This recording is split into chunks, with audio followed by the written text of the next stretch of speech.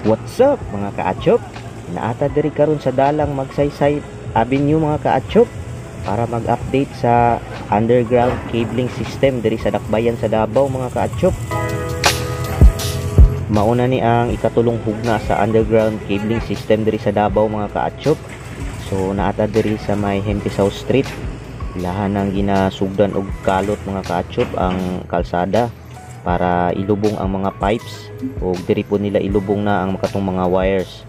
So ang unang hugna mga kaachop katong dito sa may dalang CM Recto or formerly Claveria Street.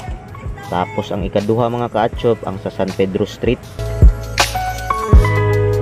So karong adlaw ni sila nagsugod diri pag kalot sa Hempisaw Street mga kaachop ka August 25.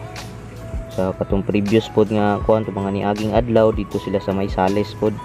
So expected yun diri mga kaachop nga traffic kayo nga dalana. Maski wala pa gipang trabaho diri kani nga area diri traffic yun diri basta adlaw.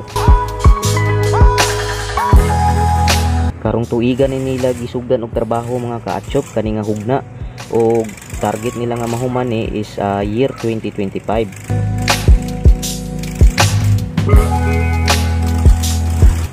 Ug diri na lang tataman mga kaachop.